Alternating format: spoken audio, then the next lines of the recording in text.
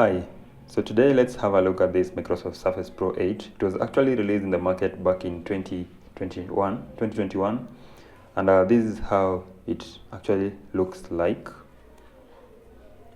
on the outside, the exterior design.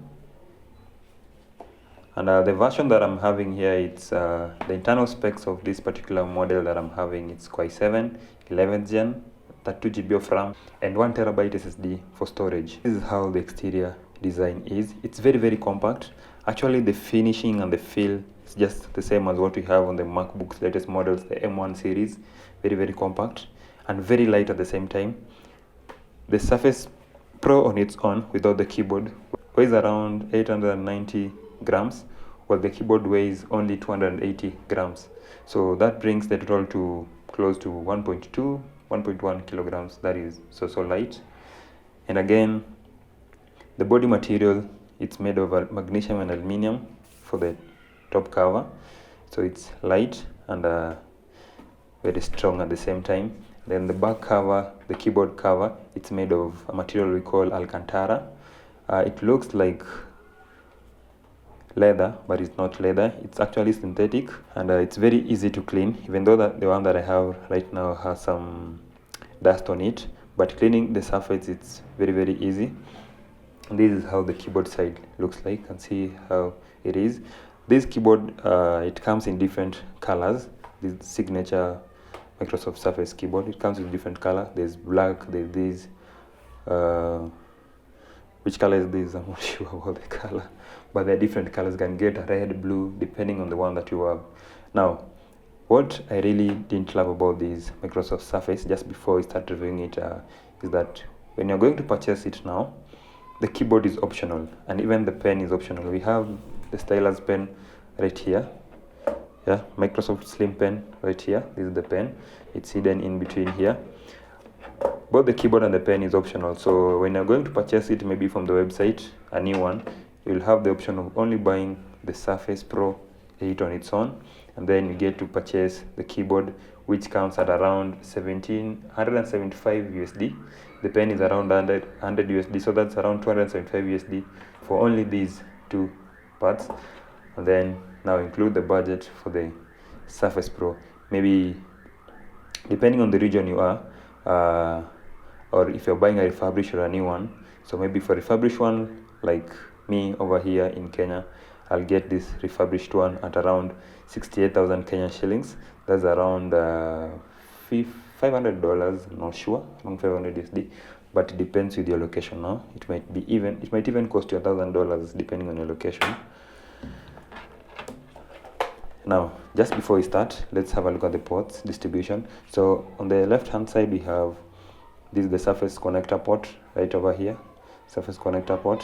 And then we have two USB ports right over here. Let me just bring them closer. Yeah, two USB-C ports, Thunderbolt ports.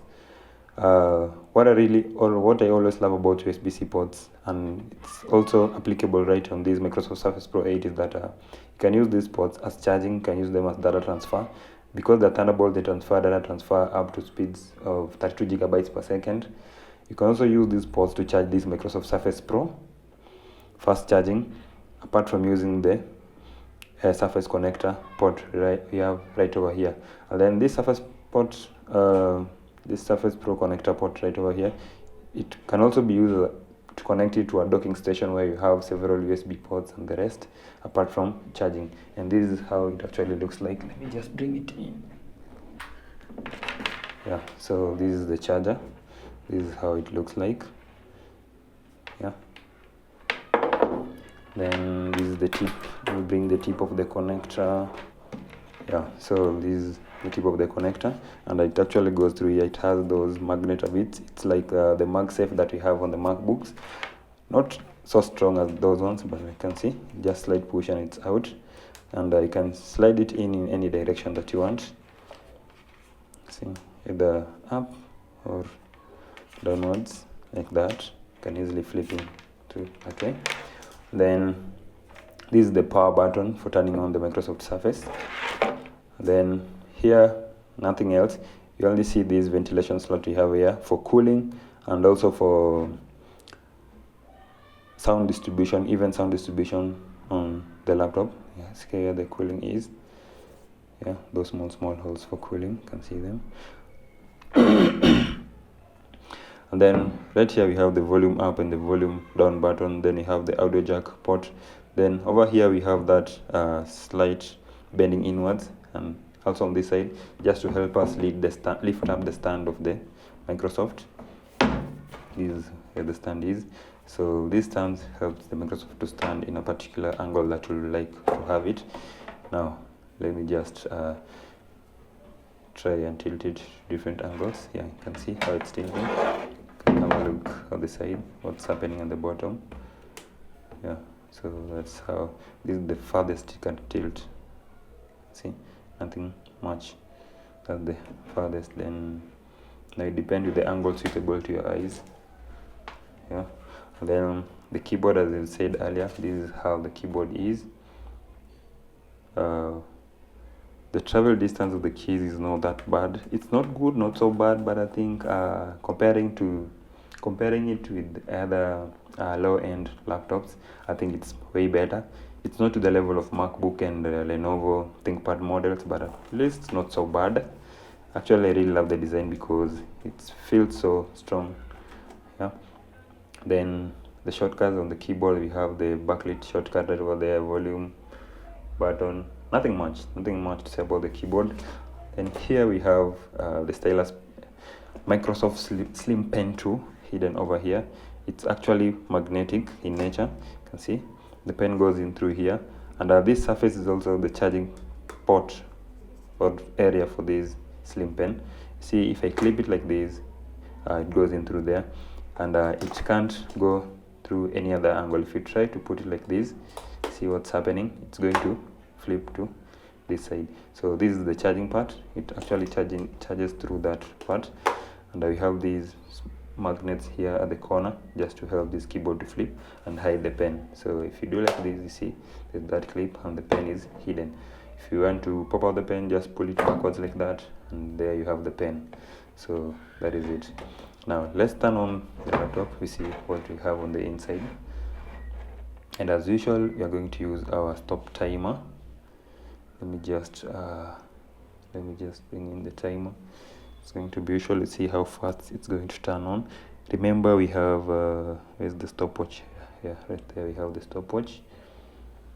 Remember, this Microsoft Surface Pro comes with 32 GB of RAM and 1 TB SSD storage. So let's see if that RAM impacts how fast it takes to boot up.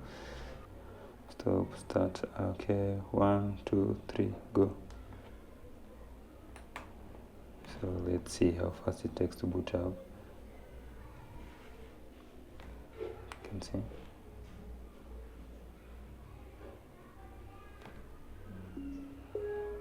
So that was around 13-14 seconds to boot up. I don't know what to think about that speed, the boot up speed. Was it extremely fast, or was it extremely slow, or was it just normal? Because we have 32 GB of RAM over here and expect it to be faster than that.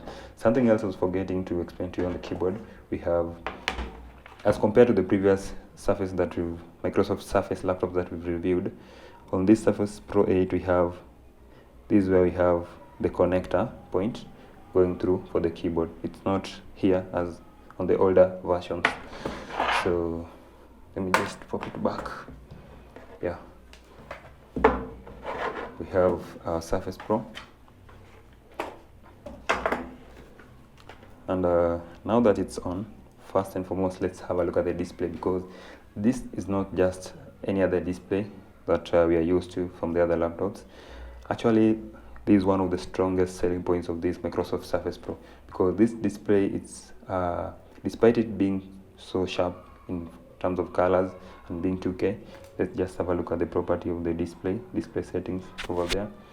Then if you come to here, the display resolution, you can see we have improved resolution as compared to the previous ones. We have 2880 by 1920, so the pixels have been more compressed on this 12.3 inch screen. Then the screen resolution or ratio, the screen aspect ratio is 3:2. So apart from the screen resolution being 2K and 2880 by 1920, we have something interesting here about the display refresh rates. So at the refresh rates, let me just get to the refresh rate of this screen. Having issues here. So display refresh rates, and as you can see here, refresh rates. Have a look at what we have here. So we have dynamic 60 or 120 hertz. So you can place it to dynamic mode, where it can switch the refresh rate depending on what you're doing with the laptop.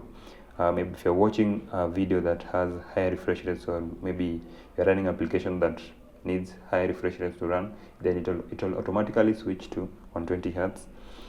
But you can decide to have it permanently at 120 or 60 hertz.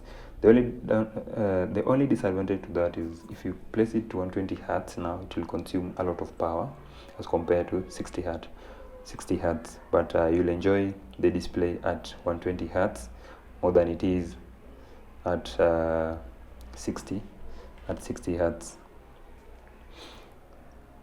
So now, other than that, what I loved about this display is that it has around 4 to 3 sensors. So the first one, we have the ambient light and color sensors. So for the normal or most of the laptops, you usually have the ambient light sensors just to adjust the light brightness of that particular display depending on where you're using the laptop. So if you're using it in a place where it's well lit, then you'll have high brightness level so that you can see what's happening on the screen. But here we have something we call ambient color sensors, so as to change the colors depending on the environment that you are. Assuming you're outside and maybe you're editing a photo, and then you want to see the greens the way they are. Remember, maybe for green, if you're outside, then the green won't appear as green or as sharp as you want it to be. So the sensors on this screen will be able to recommend the best color contrast for you depending on where you're using the screen. Then apart from that, we have some other hidden sensors. We have magnetic sensors on the screen just to help with the slim pen, this one. And then we also have what we call gyroscope sensors just to help. Maybe let's assume you're using this laptop to play a game that requires maybe let's say it's a driving game and you're bending towards a corner and doing something like tilting like this. The gyroscope sensors will help you with that. And then we have accelerometer sensors. Accelerometers now helps if you're moving, let's say you want to maybe accelerate in the game, or you just want to move maybe what you're doing now front, you'll just have to tilt it, let's assume like this, front or backwards, to experience that impact on what you're doing. Now the sensors also help with tilting. If you're using the laptop, let's assume now in tablet mode like this, the sensors will automatically recommend the laptop, the display or the desktop to tilt to that particular angle. So where you have, it's a tablet mode, it's like a tablet, and then if you want to use in laptop mode, it will get back to laptop mode as what you're experiencing on the screen. Now, just before you see the internal specs, let's have a look at the camera of this particular machine, because the camera is very, very interesting.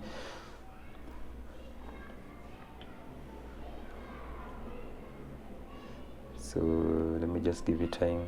Oops, actually can't be able to use the camera. It's unfortunate we're not going to test the cameras because they're not functioning.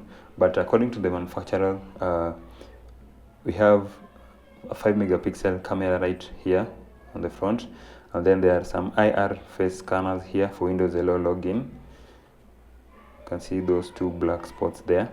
So we have a 5 megapixel camera here that can record videos of 1080p at 30 fps, and then at the back we also have another camera. Now this one is much sharper and stronger than the back one. This is around 10 megapixel that can record video up to 4K. I wish I was able to show you that as we did on the previous Microsoft Surface Pros. Unfortunately, we are not going to do that on this because it's not working. Let me just try it again. I think there's some missing drivers. You can see. Yeah, the camera is not working, so that's very unfortunate. Let's have a look at the properties. So for the properties, I normally recommend, just if you want to check all the properties, just come to Control Shift and then Escape. Tax Manager will open up. At the Tax Manager, come here to Performance tab. Now at the Performance tab, you'll see everything you want to know about the particular laptop that you're buying. So for the CPU, you can see here it's 11th gen i7 1185 G7 3.5 gigahertz. The base speed is 3.5 gigahertz. You can see there. Let me just bring here. The base speed is 3.5 gigahertz. Right over there.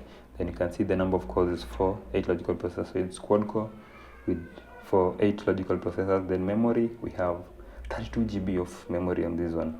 Now, that is not the only interesting aspect of this machine.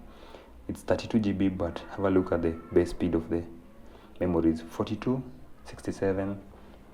That speed is extremely high as compared to most of the RAMs that we've reviewed. Some of them are 2600, others 35, but here we have 42. Then, so it's a very high speed memory we have over there, and the memory size is very big. Now this helps with multitasking. If you're doing multitasking, you're opening so many Chrome tabs, doing a lot of things, opening so many applications at the same time, then this laptop is well suited for you, because with this amount of RAM, it will not be easier to get to the limits of this particular machine. For the disk, as I said earlier, we have a disk of 1 TB SSD. You can see the type is SSD. Right over here you have type SSD. And then GPU, we have Intel Iris GPU. Let me zoom it up. Intel Iris graphics of 16 GB. You can see, yeah, 16 GB. But remember, it's shared GPU, so it's integrated, not dedicated. The downside of having dedicated graphic card on a laptop is that you cannot be able to do heavy tasks on it, especially for gamers. For gamers, you always need a dedicated graphic card and not an integrated like the one we have over here. And what can you do with this Microsoft Surface Pro? If you're a student, maybe who's doing business studies, you're doing computer science, then with this Microsoft Surface Pro, you're good to go. Despite the screen being small, you can also use the Type-C ports over here to have external displays of bigger size compared to the one we have over here. And then if you're doing photo and video editing, we have a very good display here that is very pixelated. We have 267 pixels per inch on this small screen, and remember it's 2K, so the color concentration is very vivid, and it's so sharp. If you want to see the yellow colors, they'll appear so yellow as you want them. If it's green, they'll be green. If it's just mention all the other colors. I think I've reviewed so many laptops, and apart from the MacBook M1 series onwards, there's none of them that I've found that has a very good display as compared to the display you have on this Microsoft Surface Pro. So much has been said about that. Now, concerning the speakers, we have 2-watt speakers here that supports Dolby Atmos, so the sound distribution is very even. I'm not going to do a sound test due to sound copyright issues, and I know you will not be able to feel the sound as maybe you expect to have them, but I'll just give you a rating. So in terms of sound rating, if you've ever owned a MacBook, if you ever owned HP EliteBook models or the Spectra models, you know how good the sound qualities of those laptops are. So that is exactly the same as what you'll experience on this machine. I know you feel it's so slim, and the sound quality might not be good because you have very small speakers, but that's not the case. The speakers are actually very good, and the sound distribution is even. It comes from all the angles, all the corners on this machine. Despite having those, we have those speaker holes right over here and on this side for the speakers, so the sound distribution is very good. Battery life, very important. Remember, it's fast charging. The Type-C can be able to charge the laptop very fast, and according to manufacturer on the website, they describe this Microsoft Surface Pro 8 to have around 16 to 17 hours of battery life, depending on what you're doing with it. Now, that is if you're doing just the normal web browsing or maybe listening to music, then expect a battery life of around 16 hours. But the one I have over here, because it's a used version, the battery lasted around 8 hours, which is not that bad. That is almost a day. So I'm sure I can leave the house without the charger after full charge, and I'll come back with still some power left on it. That is the end of this Microsoft Surface Pro review. Let me know what you think about this Surface Pro 8 or anything else that you feel like forgetting. Let me know in the comment section. Otherwise, don't forget to leave a like on this video and don't forget to subscribe as usual.